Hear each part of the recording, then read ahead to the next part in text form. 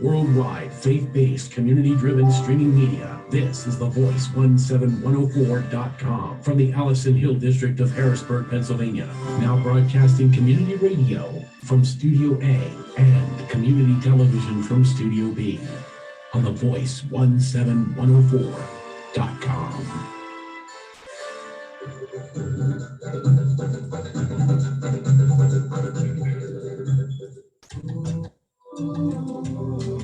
Welcome, my brothers and sisters, to the Richard James Show on 17104, The Voice.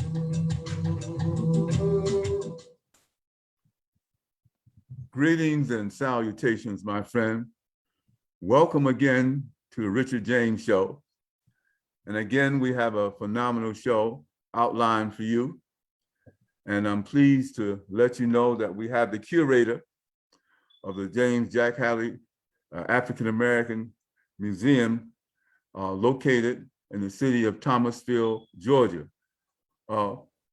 Jack, can I call you Jack? Jack is fine, man. Go right ahead. Yes, welcome to the show. I'm so happy that you were able to do it. What you've done in Thomasville and really which affects the entire nation, it's been a really a phenomenal event. The lifting up of African-American history. We know we have a national museum located in Washington, D.C. that's been located there for a couple of years. But prior to its existence and coming to a part, we had institutions such as yours lifting up icons and really retracing and the legacy of African-American history. But Jack, you put it together. Tell us a little bit about your history, Jack, and some of the things that brought you to the point to your love for this historical and retaining those artifacts and encouraging others to retain artifacts that lift up our history. Tell us a little bit, the audience, a little bit about your journey. Okay, Richard, thanks for inviting me to be part of your show, and it's just an honor. First of all, I always like to tell people about my history before I get into the museum side of it, because I've come a long ways. It's been a long journey, been over 40 years journey. But for the listeners out there, I'm James Jack Hadley. I'm the 10th child of 15 children by my mother and dad. All of us lived to be a productive life, except one sister was born, and she lived to be, I think, about 7 days old. She'd have been 93 or 94 years old today if she was living. However, I was born out on Pepper Hill Plantation, and that's a plantation that the Northerners came down south in 1891, and they bought up the land because the land was dirt cheap back in those days. Coming out of slavery, the people that owned the property, owned the land, they could not maintain because they had no more free slaves. So around 1891 is when the Northerners out of Cleveland and different places came down, Miss Pansy Island, the Harvest came down and bought Pepper Hill and made it a hunting plantation out of it. And as a result of that, my dad started working there when he was about maybe, I guess he had went to Flowers Bakery off his dad's farm.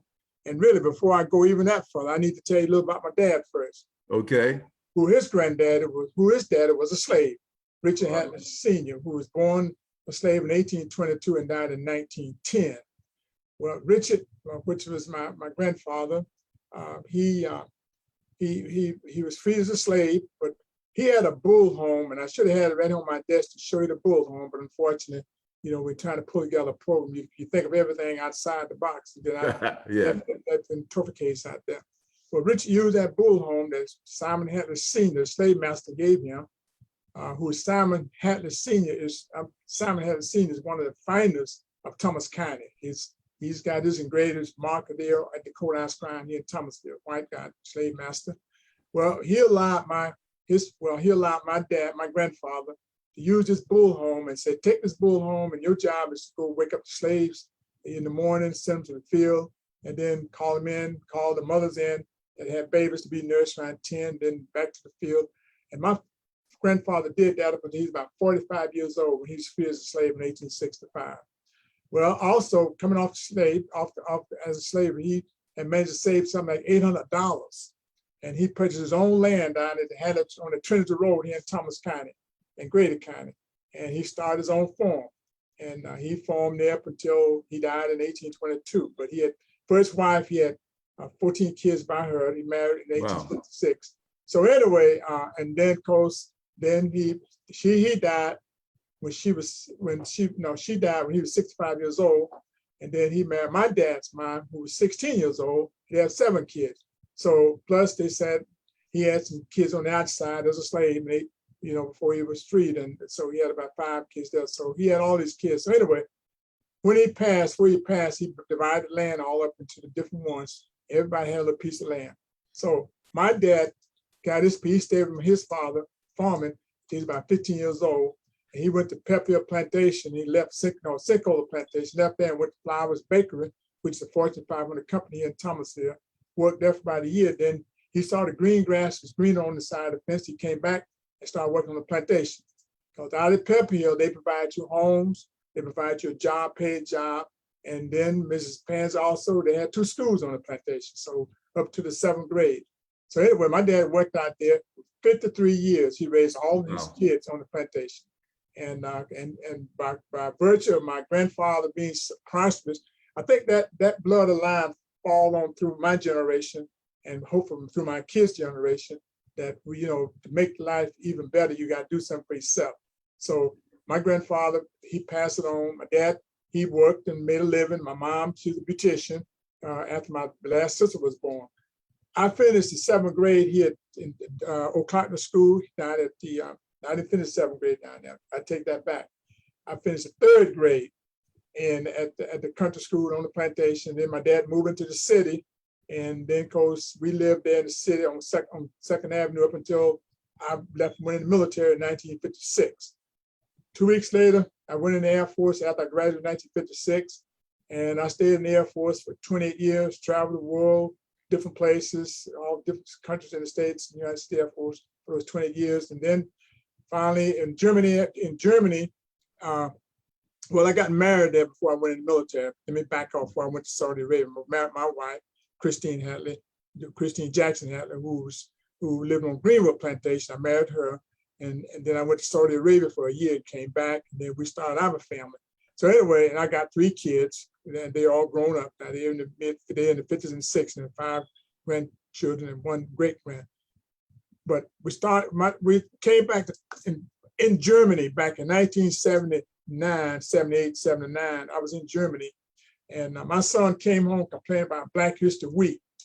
And when he did that, that's what sparked me to be where I'm at today. We put together some artifacts out of Ebony magazine, Jet magazines, and we put those together. And then we, in turn, he took it to school on poster boards and had an exhibit there. Then I started one on the base, and that was the beginning of my collection. So I'll stop it right there, James. Let you take a big end because I don't want to get too far into my story because you may have something you want to ask me from my beginning. No, you're doing quite well. You're doing quite well, Jack. One thing, and I'm glad you sort of introduced exactly how you got into it. And it's kind of interesting that your son was kind of a part of that introduction. But you have taken Frederick Douglass, which was once the high school in Thomasville. A lot of my relatives, including you, and for the sake of enlightenment and exposure, James Jack Hadley is also my cousin.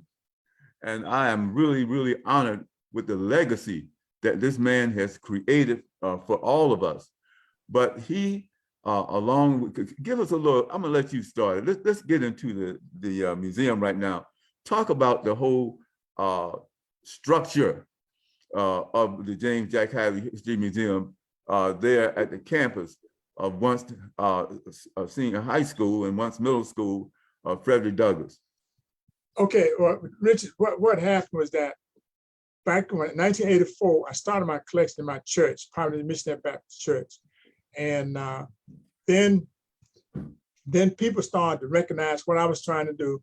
And then the Thomasville Culture Center, now it's called Center for the Arts, invited me in somewhere in the mid-90s to Jack, which one of y'all want to use is the auditorium for you and also the building for you to celebrate Black History Month at the time. And so this is back in the mid-90s. So that took place. And then later, there was some different new supervisors running the Center for the Arts, made some changes. So they told me I had to go up on the 3rd floor in this building. I said, no way. And so I said, then I withdrew all that, the opportunity to keep it there, just during Black History Month. And I started going to schools, I started going to churches, different places.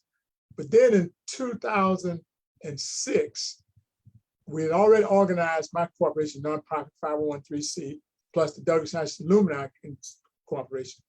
Douglas, before I get in back, let me say that Douglas is the old Black high school here in Thomasville that was built in 1902 and closed in 1970. It's the only Black high school and elementary school, middle school that the city of Thomasville had, other than they had one middle school across town where I lived up to about the 6th grade. Douglas operated as a 3rd grade school up until 1970. 1970, that's when the integrated school system here in Thomasville and surrounding areas. Okay. And it became the middle school for the city of Thomasville. White and Black kids attended the school up until from 1970 up until about 1986, 85, 86. Then the board made a decision, said, okay, we want to move the middle school across town. And well, the Douglas alumni, we was incorporated. So we said, no, we don't want, we close one of the other schools and keep the middle school here on the campus. Right. They insist on not doing that. So they said, we're going to do it and make elementary school. So they voted to make elementary school, then became make it a middle school. And so that took place. And then from 1986, 85 time frame, right up to about 2000, the enrollment went from 500 elementary school kids to 200 because parents, Black parents, want to put their kids in the other schools because they know they was getting a better education. So, and the board made a decision again in 2001, said, well, we're going to close the campus down at Douglas and sell the complex. And that's when the Douglas alumni, we spoke up.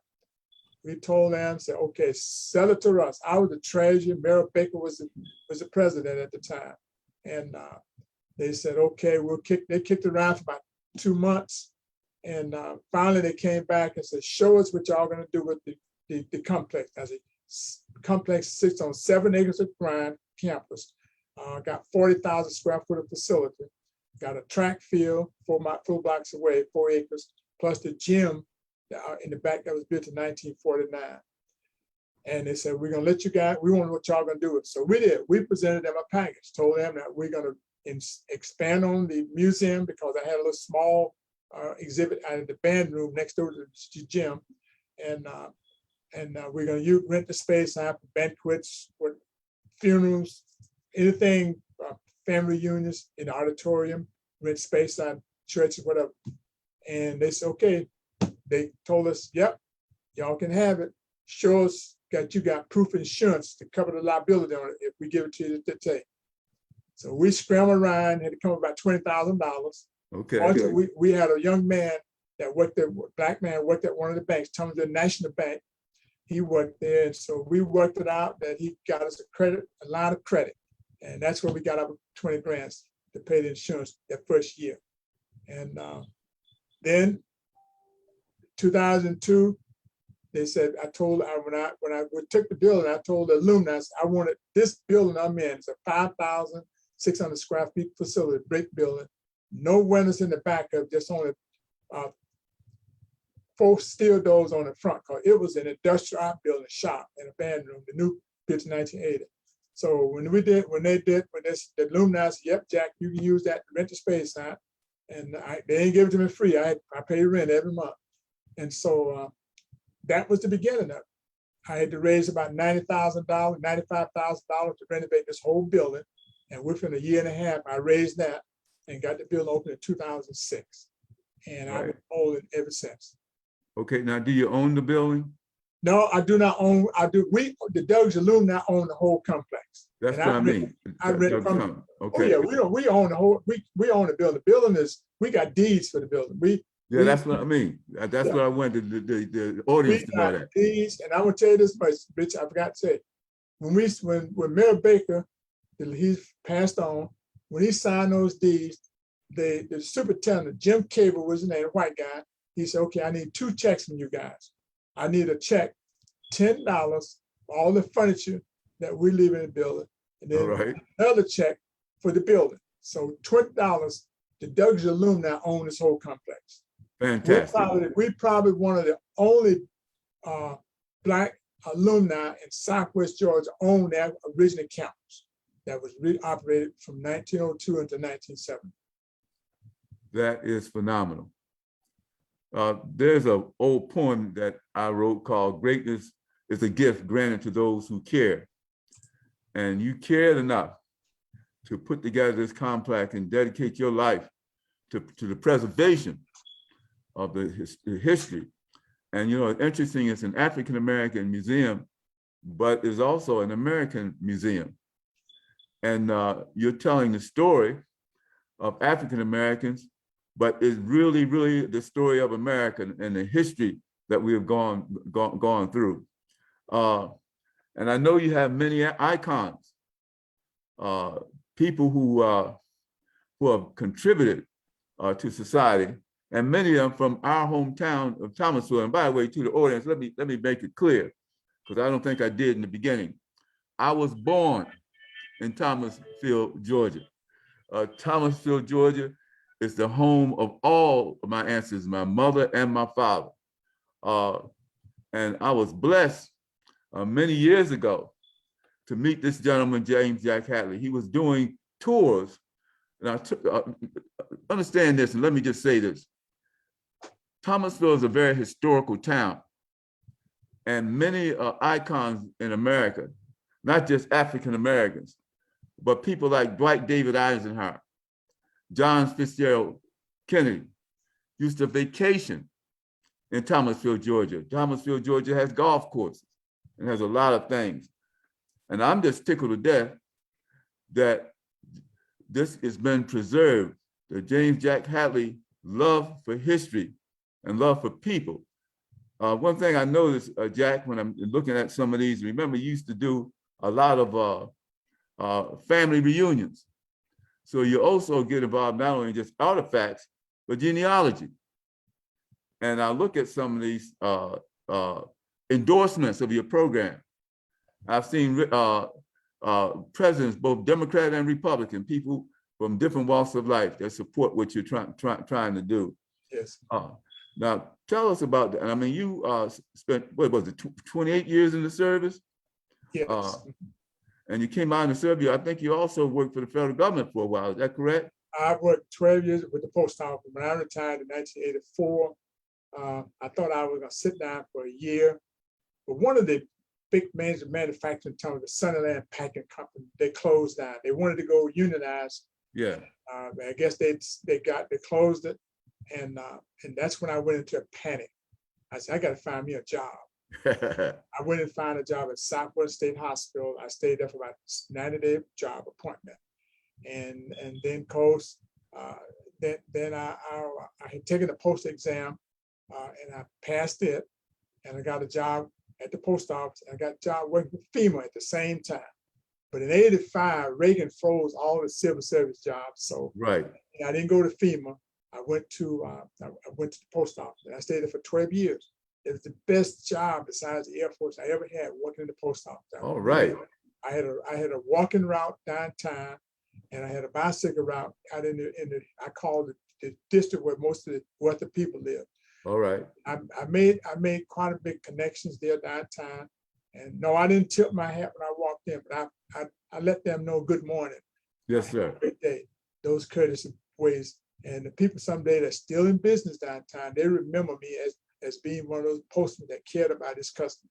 I liked that job for 12 years. So anyway, all during this same time, I was building on my collection. People began to ask me about coming to the churches, going to the schools, and I would take days off, and I continued the collection continued to grow. So we opened the museum up in 2006. It took my sister-in-law, Anna Grace Scott, who is now just retired after this past year, for 15 years. It took us 3 months to complete this museum, to put everything up, because I was keeping all the stuff at the house. I was ordering posters and stuff like that, creating my own exhibit, and not knowing anything about museums, the preservation. I learned that as I moved along with the process. So we have built a museum, and the more I get into it, the more I be concerned about, and I see our kids that go to this museum from different schools, and when they walk through the door, the first word come out of their mouth is "wow," because they never seen a bunch of black faces on the wall before, and that makes me feel good. The idea that they show that appreciation, and we tried, like I said, it's a museum that I'm just telling the lady this morning, it's a museum that shows hope to our young kids. Our black kids need to know there are opportunities out there. And when you walk through this museum, if you see where we came from 400 years ago, then where we at today, it didn't happen with a snap of the finger. It took them slaves worked hard for us. They really, our grandparents, our great-grandparents, they worked hard to make this day possible. And I'm continuing to build on this museum. I've gotten federal grants. I've had a good grant writer, Melanie Mon, who works, her main job is at Thomas University. So on weekends, she works for me at the writing grants. And we've had very successful grants from our institution, Museum and Library Service in Washington, D.C., called African American History and Culture, and help move along. Gotten grants to hire a register to help catalog my items, because I had nothing on paperwork when I moved to this museum. We got that catalog. Then I got a grant for preservation and management. They told us what we needed to do about certain things. One of the things they said, we need to be more visible downtown the city of Thomasville. And then I got grants to hire a museum educator. I got it almost back to back. And we hired a museum educator, and he's moved on to another job, but then he trained an assistant. So the assistant got his position now today. So, and we reach the kids left and right, schools in the surrounding area. We got schools going to Tallahassee, Florida, Quincy, Florida, Monticello, Valdosta, Georgia, Moultrie, Boston, Albany. All these different schools come to us and doing the tours, and especially during Black History Month. So we're really, and like I said, I got everything in this museum. I'm sure you'll be able to show that on the video later on to the guests. But we go anywhere from military, even got General R.J. Austin in here, but we'll talk more about that later. But we got anything from facts and government, Lieutenant General Flipper, the military, civil rights, Buffalo soldiers, African slavery. We got the local history on our Thomasville, science and invention. We got the Black women's made a difference, beauty culture section. Got a religion exhibit also. That know that God made it possible to be what we are today. So I've captured all our local pastors and different ones that have done great things. Sports, Charlie Ward, Heisman Trophy winner from Thomasville, to FSU National Championship in '93. My brother-in-law, Mack Robinson, Jackie Robinson, brother, I got this. My sister. Oh, slow down. Mack Robinson, Jackie Robinson. Yes, go ahead. He's your relative. Jackie Robinson is related to my niece on her side of the family, Dr. Linda Walden, who owns the property where Jackie was born at. Only thing that is a chimney. And Mack married one of my sisters, Dolno, she is 89, 88 in California. Right. She's still living, but Mack died in 2000, but that's Jackie's brother and Mack ran against Jesse Owens back in 1936 Olympics in Berlin, Germany. And Mack won the silver, and Jesse won the gold. And my sister, just this year, sent me the jacket that Mack wore in the Olympics in 1936, plus his walking shoes, not track shoes, but his walking shoes when they parade. So I got those two out of the museum. Mack Robinson was one of our greatest runners. A lot of people know, everybody knows, I will say everybody knows about Jackie Robinson, but they don't know about his brother Mack. And the fact of he is somehow related to the James family. I was very happy when I met Dr. Walton and with a display. She was at one of our the James Atkinson family reunion, I think it was, with a display on Jackie and Matt. But I tell you, it's just a wonderful thing to lift up. But you guys have not only got the icons and the pictures and the statues of what other people have done. Your family has contributed greatly to America itself. My little saying, greatness is a gift granted to those who care. To do something like this, you have to care enough about the history to be able to make it work and get it done. Jack, you've been doing that, that's for sure.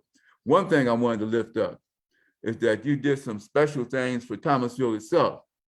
I looked at one of your videos, and you also visit Tulsa, Oklahoma, and what they call the Black Wall Street, and then you came back home with a special project for Thomasville that you put together for the bounty. Could you talk to us a little bit about that? Yeah, you almost told my whole story. Oh, I'm sorry. Forgive me. Yeah, what happened was that I had a granddaughter graduated out there in 2013, and in Oklahoma at Oral Roberts University. Well, 3 of my grandkids graduated from Oral Roberts University. Their family lived out there when they retired from the military. So they invited us out there to her graduation. And so my son-in-law, Eugene Wilson, said, Daddy Jack, we want to take y'all down to Black Wall Street. I had not heard of Black Wall Street. And he took us down there and we shared.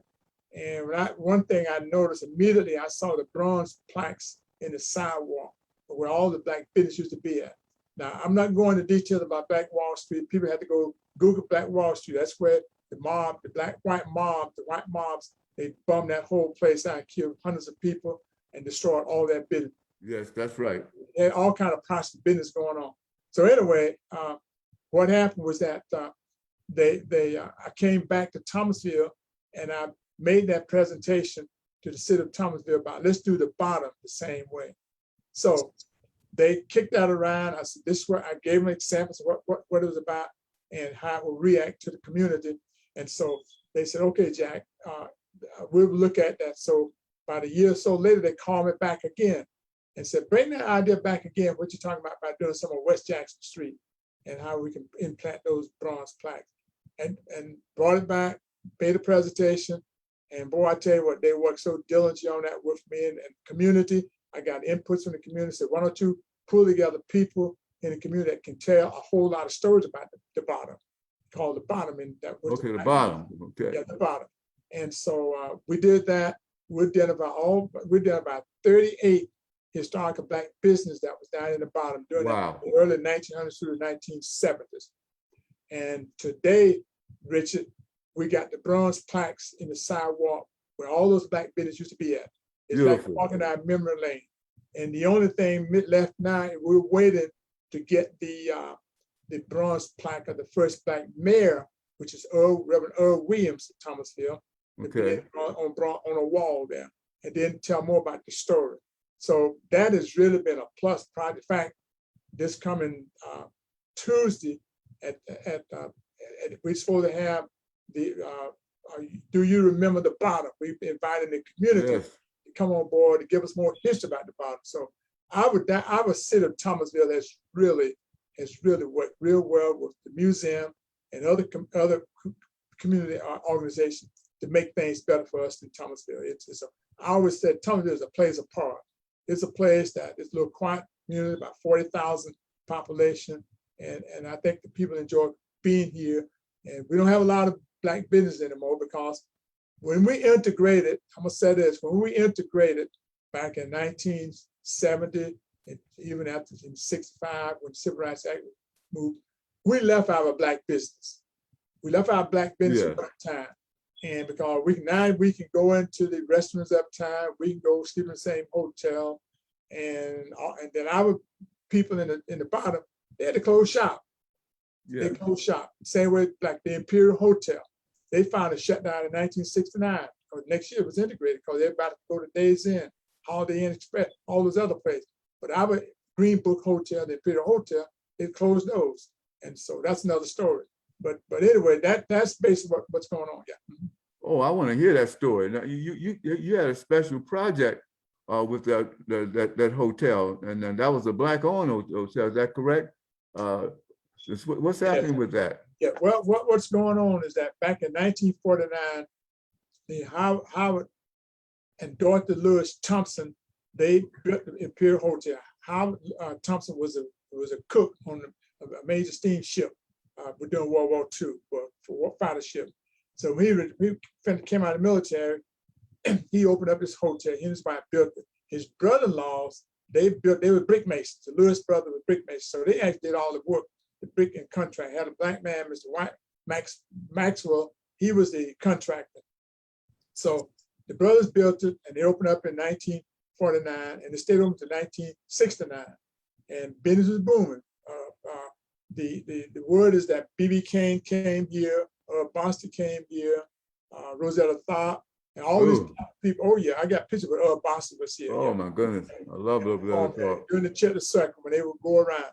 And so, but 1969 it closed, and then some other group of black business people bought it, and investors, and they kept for a while, and then finally one of the investors that was in part of it, named Curtis Thomas, he bought it from them, and then he made an office space out of it, and I don't know what all his plans were, but then he died in 2001. Okay. And then 2002, a white investor bought it, and he let it sit for the next 20 years. Wow. And it created a lot of damage to the roof. So all of a sudden, about in 2018, one of my board members, Don Sims, came to me and said, Jack, they said investors wants to sell the Imperial Hotel. I said, well, if he wants to give it to us, I would take it. We would take it as a nonprofit. And so that went back, but within a week, 2 foundations came up with the money and said, Mr. Hadley, here it is. His Williams Family Foundation and also Thomas F. Landmarks came up with $40,000 and we purchased the hotel. So the museum outright owned the Imperial Hotel. Right. We got plans to restore it and make it an Airbnb. And then plus there was a shotgun house next door to it. We own that shotgun house also. Another foundation gave me money to purchase that. And so we've been very blessed. It's God, yes. It's Rich, it's a big project. It's gonna cost a lot of money to do it. But we working with a consultant out of Virginia, Maryland, and he's been invited to work with us on that, to come up with what we call capital campaign, not capital campaign, but capacity building for the museum and board development, so we can get in there and raise money and come back to you to let go some of them thousand you got stashed away someplace. You can find it, you can have it. That is fantastic. So from one special project to the other, and all of it, not just building up the African-American community, but you're building up Thomasville. And also what you're doing has national implications. I'm just listening to you talk. And by the way, this might make much sense, but I was raised in Chester, Pennsylvania. Okay. After we left Thomasville, my father came up north to work in the shipyard. And guess what? My middle school, which was once the high school in the Black community, was Frederick Douglass High School. Frederick Douglass. Right. Okay. It was Frederick Douglass. Myself and I have 2 brothers, Curtis and Samuel James, and we all graduated from Frederick Douglass. It's just amazing. And then in Thomasville, all my family, particularly of my generation, graduated from Frederick Douglass. Douglass, okay. So I'm just tickled to death and thrilled. If I seem a little bit overexcited, I am, at what you have done with that campus, you and the alumni committee. And I think it's just wonderful that the government, local government, is progressive enough to be able to support you in doing that happen. But it also takes someone with human kinds of skills that you have. Not everybody would have been able to negotiate and make that happen. Well, another piece that has happened to us since then, well, actually in 2014, I had a lady from down South Florida visit the museum. She taught at Tall State University, Maryland. She taught African American history and culture, and she taught that. And so at Tall State University, Maryland for about 25 years, back in the 1970s. So in 2010, she was 93 years old. She made a visit to Thomasville, and she told her daughter and goddaughter, said, "This is where I want my 3,000 books collection to go when I die." Oh, wow. So at the age of 95 in 2014, she passed, and we had the books, the 3,000 books next door in the library. We got a committee working on that piece to get the museum opened up the library opened up as a reference library. And so the whole thing was to make sure that these books would be reached by all the kids around the country, scholars and stuff like that. Because she got Black history books, man, they're collectible that you haven't seen in place before. And so that's one major project we're working. So I got two things going on at the same time, trying to keep the museum running. Everybody making history. We try to keep this history open because I don't wait till 10 years now to put it in the museum. When they make history, I get it in here right away. I'm waiting to get the young lady that won all the American track and goals. I'm just waiting to get a nice picture of her and show her in the museum. So anyway, that's what we got going here in Thomasville with this museum. And it's like I said, it's for the kids. It's a museum that a young kid can walk in here and see a white or Black, walk in here and see that Blacks have come a long way. They've struggled hard to be where we are today. You know, Jack, I was looking at reading some local news at Thomasville, and I was pleased to see 3 young ladies that was presenting a donation to your museum. And the last name of those 3 young ladies were Amster. Yes, yes. Well, Amster. I hear you. And man. why would that excite me so much? Their father is my mother's first cousin. My mother's name was Lula Mae. She passed in 2010 at the age of 96 years old. But her name is Lula Mae Amster.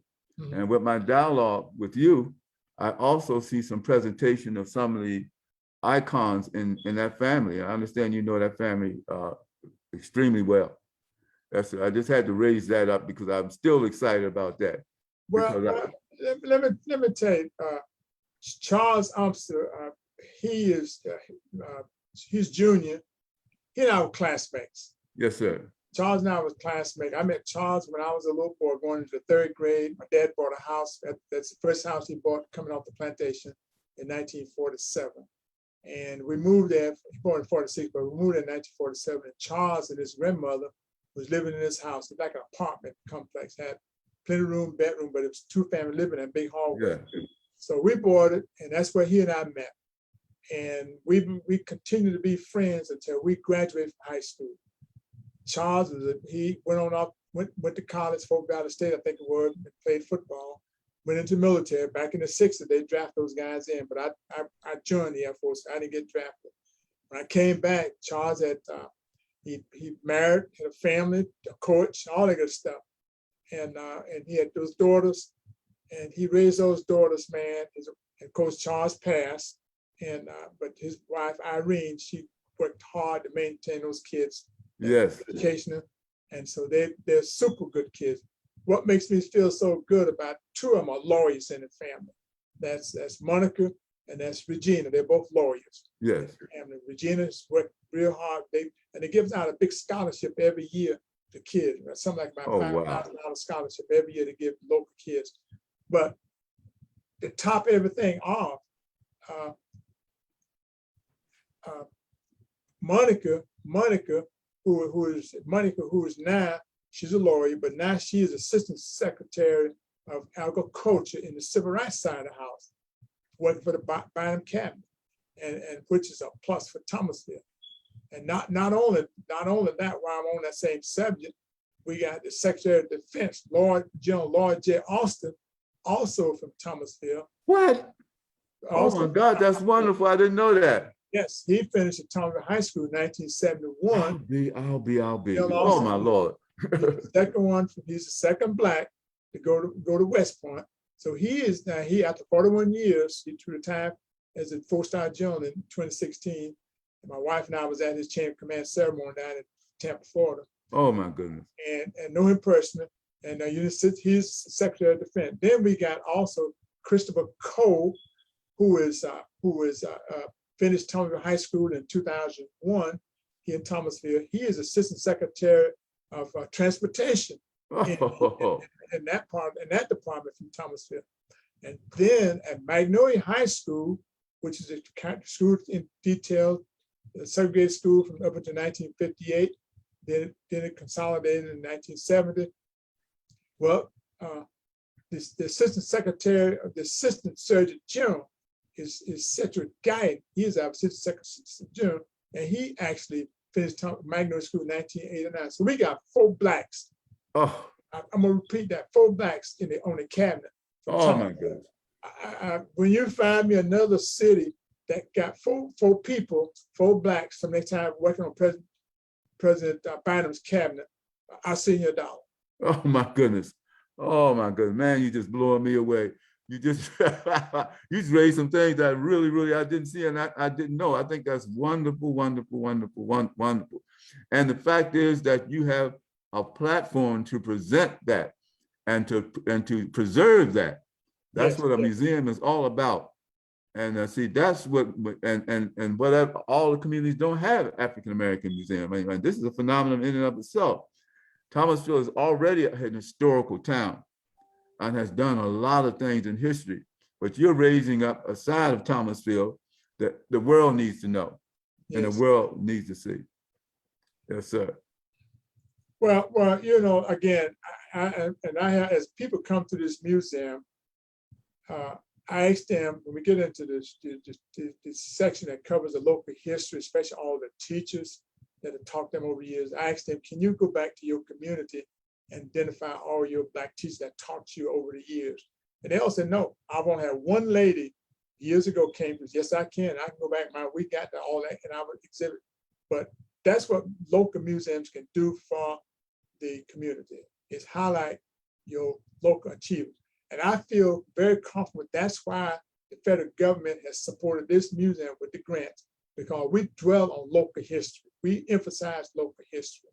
And because it's important, our kids, Black and white kids, need to know where they came from. We need to know who are those Black achievers that have worked hard to make it possible for them today, and special Blacks. Our kids need to see that, because things are so slack today in this classroom. And that's why we push hard my museum educator program. During the COVID-19, we did virtual exhibits. We did virtual presentations to the school kids. They called on us to show that, as long as it's part of the Georgia standards, we did that in the classroom. That's how we reached the classroom, because we couldn't go in class. So we did virtual. They called on us, and a museum educator set it up, and that's how we reached them all. The first time I heard of Juneteenth celebration, so I was raised in the North. I went to a ceremony in Thomasville, Georgia. Let me just raise up something that happened to me in the South. Of course, you're familiar with the little town of Boston, Georgia. Yes. Mm-hmm. That's where Cedric Guy is from, the Assistant Surgeon General from Boston. Wow. Well, I was born on the Hall Road, in the whole Spring Hill development. But I was raised partially by my grandmother, who was an Amster in Boston, Georgia. And as a four-year-old, trust me, I witnessed a lynching. There was a lynching that took place. And I used to have nightmares about that growing up, and I wasn't even sure it really happened until I really talked to my mother. Mom said, yeah, it happened. Mm-hmm. And this was in Boston. So I think it's wonderful that we have something that will tell us what our legacy is, and what has happened, that will also, in spite of some of the things like that, will bring our communities together. the stories that I get from my father's brothers, John James, and I'm sure you know Emory Hopkins.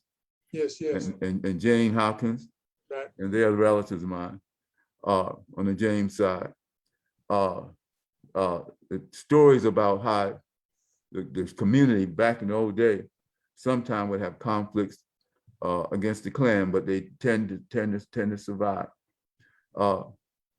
It's just thrilling to see the positive thing that we've done in spite of some of the encumbrances and things that happen. But it sounds like the relationships between the two communities are vastly improved. One thing I love is your historical society in Thomasville. And we were able to do some research, and I found out information about our family just by going to the Thomasville Historical Society, which is most unusual. Yeah. Well, you know, and that's what we try to do is we work with each other. We feed off each other's history. I don't have it all. No. I started in 2006, started collecting in 1984, just doing this as a hobby, just a hobby really. And didn't know one day the mushroom to what it is today. But I relied on the historical center that when I got started out back in the 90s, I would go over there. His name was Tom Hill, who was the curator over there. I learned a heck of a lot from him. We did prizes together over there. I published my first book about the African Americans on the 700 Plantation. We did a grand opening of the book over at the History Center because I didn't have no museum. And but Tom Hill was a great gentleman. And so we always doing things together. We Pepper Plantation. We pull that together also. We always working together to unite. We're getting ready to do this. We remember the bottom. We got all the History Center, Pepper Plantation, and City of Thomasville. We're all gonna come together this next Tuesday night at 6:30 and ask people to come in. But you know, also in the museum, we do have a Jim Crow section in there. And that's where I do my dialogue in the museum. I said, we're not trying to embarrass nobody brag about what happened. We just want to educate the people about this is the sad part about African Americans' life.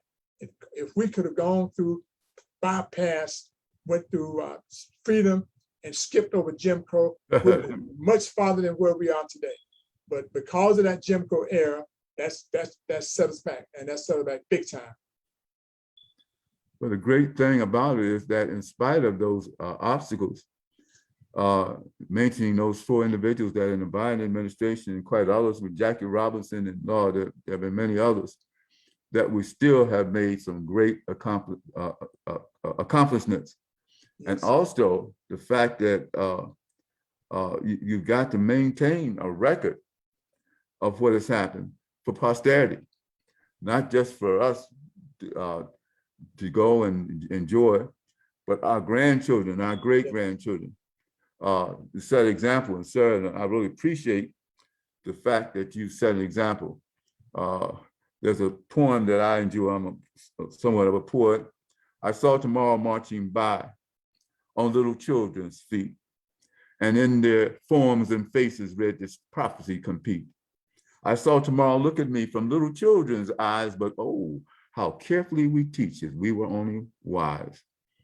And what we're doing with this is really preserving the history, right.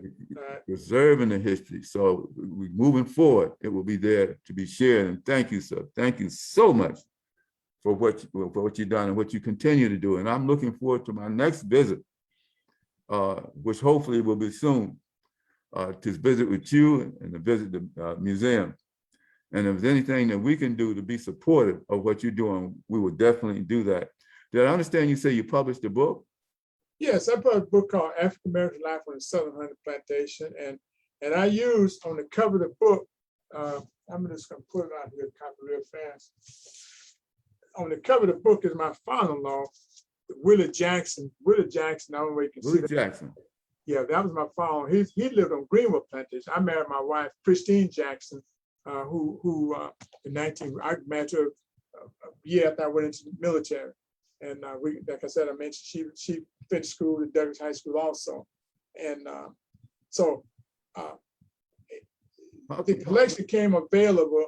I was allowed, Pepe allowed me to come down here back in the 90s when I was delivering mail to take pictures. And I used 16 rolls of 16 millimeter films, took over 500 pictures of the Blacks on the plantation, how they lived from the early period, 1900s through the 1940s. And how the celebration took place on the plantation, Easter celebration, the 20th of May celebration, there's different things. And so I decided to interview 16 Blacks to get their story. And they told a story. And I got this, it's about 230 pages book history that I share from these people. Had I not captured that piece of history, we would be lost on how the Blacks survived on the plantation back during that period of time.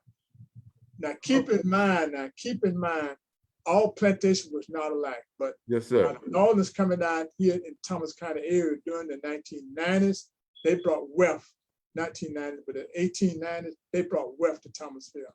So they had to treat them slaves, once was slaves, but these are free people now, they treat them with dignity. Right. People had jobs, they got paid. They got really paid to do this work. And quite naturally, they came down and hunt, on the plantation. Then after this hunting season was over, they go back to Maine and Cleveland, back to New York or wherever they were staying at, and for the rest of the year. But they left all these people in charge. So all these people told their story about how they lived and survived on the plantation. They had schools on the plantation, a pep mill, they had a church to go to, they had a place where they can go watch a movie. We barbecue 20th of May. We didn't celebrate Juneteenth now. I make you clear on that. We celebrate the 20th of May here in Southwest Georgia, Thomasville. Okay. But since Juneteenth is a national holiday, so we will honor that, but we will always talk about it. The 20th of May is when Blacks was freed in Thomas County, because everybody was not free at the same time. So by now, yeah. Question, is that book available? Yes. Oh yeah. How do you get it? Well, they can go to my website and click on, they can go to my website, click on the African American Life on 700 Plantation. Just go to the gift shop on my website. The book only costs $23 plus and 50 cents plus shipping costs by postage. Now, what is your website? What's the website is the Jack Hadley Black History Museum at rose.net. Jack Hadley Black History Museum.com. He's pulling it up right now. Just click on Jack Hadley Black History Museum and you'll find out everything you're looking for. Yeah. You know what? We've gotten so heavy into this. We haven't shown any of the video at all, but we've gotten to many of the things in the subject matter that we talk about. But I hope they got that information and go on the website and be able to get the book. I got to get another copy of it. I had a copy of it, and I like to do that. Okay. We're down. We only have a few minutes left, but I just want to lift up some of this video. Yeah, go ahead. Do that. Yeah, do that. Do the video. I'm gonna do that. And Chris is there. Let's lift up the video.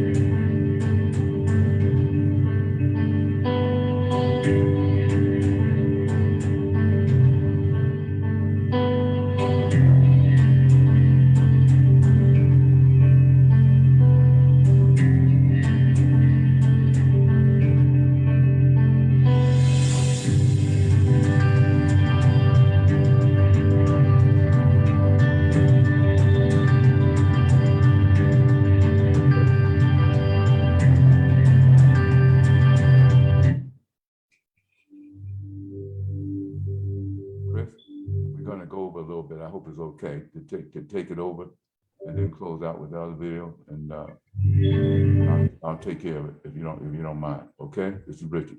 Call you on cell phone. Okay. All right. Okay, we're gonna go over. Didn't mean to do it. We got caught up. All right. Thank you. Bye-bye.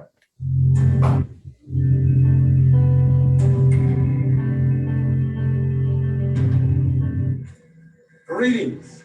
This is the Get To Free Press, and I'm George Boston Rhines. I'm in Thomasville, Georgia, in Thomas County, the place and the city of my birth.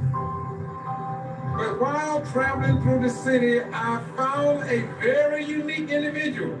We were stationed at Myrtle Beach, South Carolina, and Lord knows I don't remember the year. And he has done great work here in Thomasville, Georgia. Jack Hadley Black History Museum. I'm not here to interview this beautiful brother, historian, but what I do want today, I want him to say hi to you because I'm coming back, and you all know me. My slogan is, we report what others ignore. My beautiful brother, tell me what in the world do you have here today? George, one thing I'm really excited to have met you again. It's been quite a few years that we've seen each other, and you just blessed my day by coming here and with your friend. And so thank you again. What we have here on Radio Land or TV Land is got a Black History Museum here that we started back in actually opened up in 2006. However, I've been collecting since 1979, and there's a piece in there belonging to George also. We collect. It's locally preserved African history in Southwest Georgia, North Florida, as well as state and national. You can't miss it. You really need to come and see it. Now, you probably walk inside and take a few of the shots in there, but there is a Black history that we try to emphasize and preserve it and collect our history culture, which we're very lacking of. And so appreciate if you come and let's share with you some education pieces, especially for your kids. So bring your kids to the museum. Our fee is only small. We charge $3 for students and then $5 for adults. However, if you come in as a group, it's only going to cost you just $2.50 per student and $4 per adult. So call us at Jack Black Museum. Phone number is 229-226-5029. 229-226-5029. Or go to my website, jackhadleyblackhistorymuseum.com, jackhadleyblackhistorymuseum.com, and see what we got out there. Thank you. And George, we appreciate you stopping by, surprising me again this afternoon. We have a great trip back to Boston, and God bless you. And will you please give me a short, just walk around in.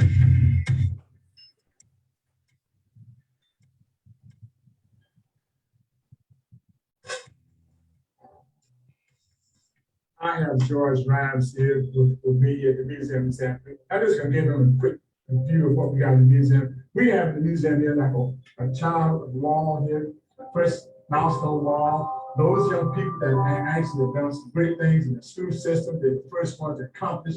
That's the wall they show on. We got the science and benjamin section back here that we highlight. Way in the far corner there, we got first one guy out of Thomasville in the corner, first one with the stage. Then we got African slavery section here. We highlight how the slaves came ashore. Got some anchor chains used on slaves back in 1848. We highlight here. And so we just sort of, I always tell my guests that we're the lucky ones to make it over and tell the story, because there's been so much. You look on the slave ship right here, how it was brought over. And then you look on, here's a picture that says America, here's the unspoken trust. But that's how slaves were brought over here. So we highlight that to let the young people know. The long road to the White House, it took slavery to Dr. Martin Luther King, blacks in government, make it possible for President Barack Obama to be president of the United States. And we call the dreamers of a change, the long road to the White House. So that's the process we went through it.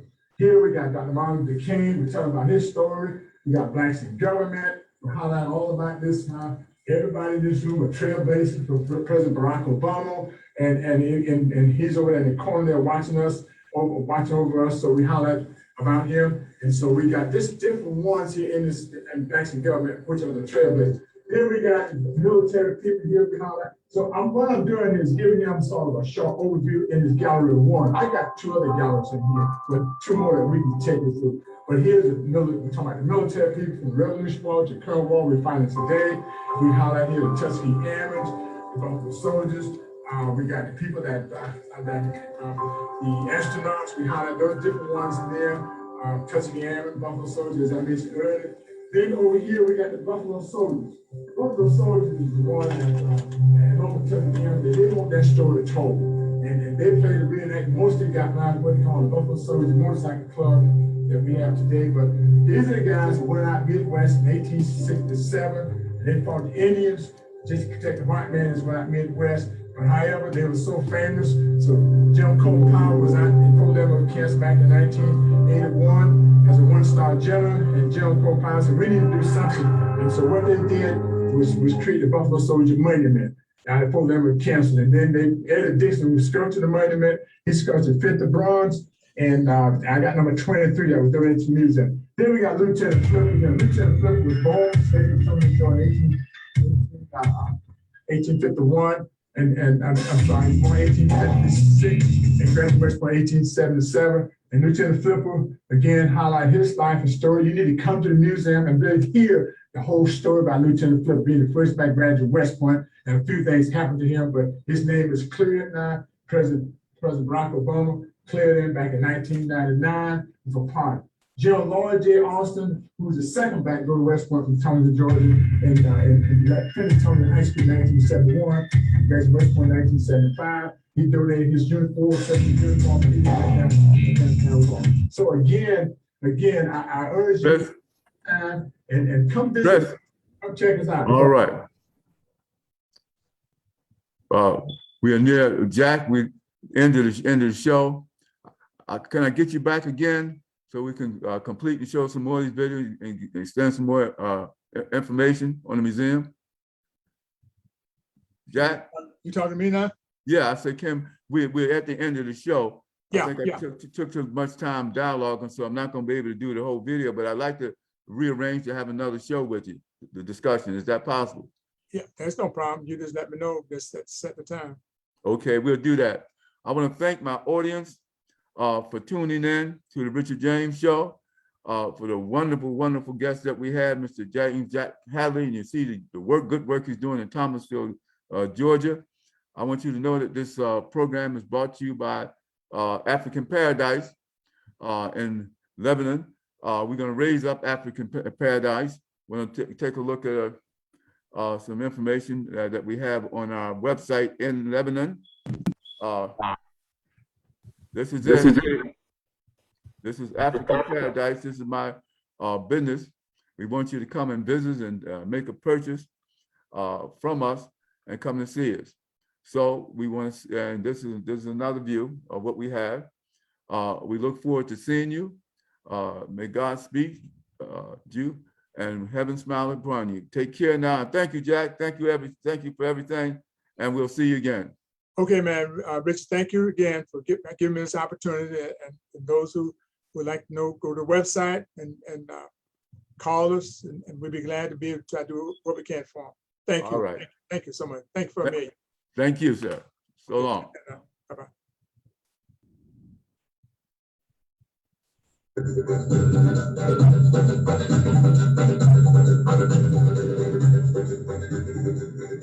Thank you again for tuning in to the Richard James Show.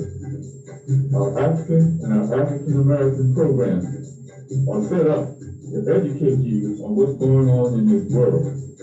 And thank you for taking out the time to listen. Let us hear from you sometime also. So this is your neighbor and your friend signing off. Until I see you again next week and hear from you again. So long. God bless.